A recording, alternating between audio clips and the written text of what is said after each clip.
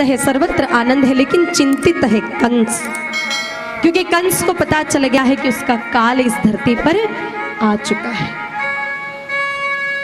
मेरे भाई बहनों, कंस ने अपने मंत्रियों को बुलाया और बुला करके कंस ने अपने मंत्रियों से मंत्रणा की कि आकाशवाणी हुई है कि मेरा जो काल है वो देवकी की 8वीं संतान के रूप में धरती पर आएगी और जन्म ले लिया है, लेकिन कौन से गांव में है, कहाँ है, कुछ पता नहीं है। अब क्या किया जाए। मेरे भाई बहनों, जैसा राजा होगा वैसे ही मंत्री। राजा तामसिक है तो मंत्री कैसे सात्विक हो सकते हैं। तो मेरे भाई बहनों, मंत्रियों ने सलाह दी और सलाह में क्या दिया, कहा कि अपन एक काम करते हैं, देखो आपका जो काल बन करके आया है वो कोई साधारण तो होगा नहीं, वो कोई ना कोई नारायण का अंश है, स्वयं वो छलिया नारायण आया है आपका काल बन करके। और नारायण कहाँ रहते हैं, जहाँ गौ रहती है, जहाँ ब्राह्मण रहता है और जहाँ धर्म रहता है वहीं नारायण रहते हैं। तो जहाँ पर धर्म रूपी बेल भगवान है, जहाँ पर विप्र यानी ब्राह्मण रहते हैं और जिस स्थान पर गौ माताएं हैं, उन गांवों को, उन नगरों को हम आग लगा लेते हैं, तो अगर वो नारायण जन्मे होंगे तो वो भी उसमें जल करके भस्म हो जाएंगे। स्पष्ट लिखा है मेरे भाई बहनों ये बात।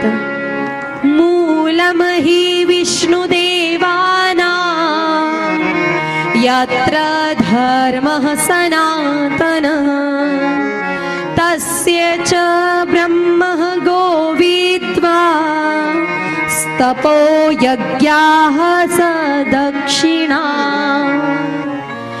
तस्मात् सर्वात्मना राजन् ब्राह्मणानाम ब्रह्मवादिनः तपस्विनो यज्ञशीलानां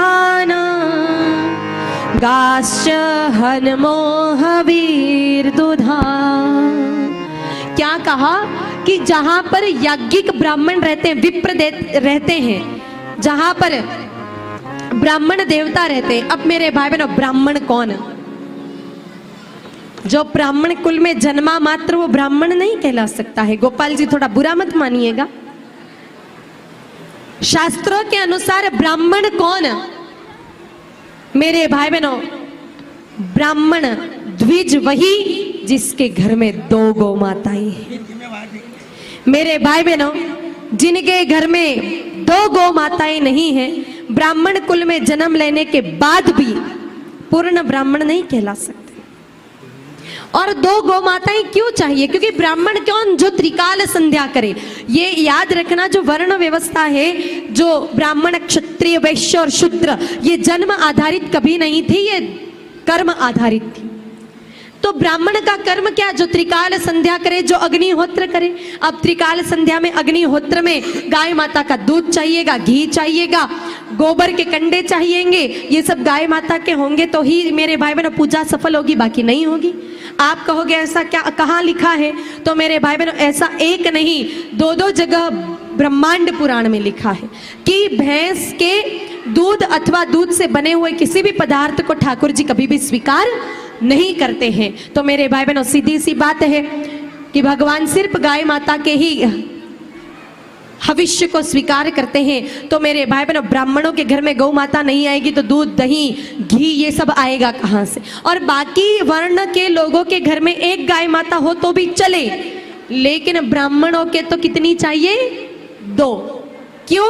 क्योंकि 1 गाय माता दूध देना बंद कर भी देवे तो भी दूसरी गाय माता का दूध बंद ना हो और लगातार वो अग्निहोत्र त्रिकाल संध्या चलती रहे। तो मेरे भाई बहनों, ऐसे जहां ब्राह्मण रहते हैं, जो गौ सेवी हैं, जो यज्ञ करते हैं, जहां गौ माताएं रहती हैं और जहां धर्म रूपी बेल भगवान रहता है, उन गांवों को जला देते हैं। और ये बात सत्य है, जहां गौ नहीं रहेगी वहां ठाकुर जी भी नहीं रहेंगे। मेरे भाई बहनों, ऐसी जब राय दी मंत्रियों ने, तो मेरे भाई बहनों, कंस ने सच में जिन जिन गांवों में गौ माताएं थी, जिन जिन गांवों में ब्राह्मण रहते थे, जिन जिन गांवों में धर्म रूपी बेल भगवान थे, मेरे भाई बहनों, उन गांवों को आग लगाने का आदेश दे दिया है। मेरे भाई बहनों, यही तो कारण है उस कंस के अंत का। कंस चाहे कितना भी पापी, लेकिन मेरे भाई बहनों अगर वो गौ हत्या का शायद निर्णय नहीं लेता तो अंत भी नहीं होता, लेकिन उसके जीवन का सबसे बड़ा पाप यही हुआ कि उसने गौ माताओं के वध का आदेश दे दिया।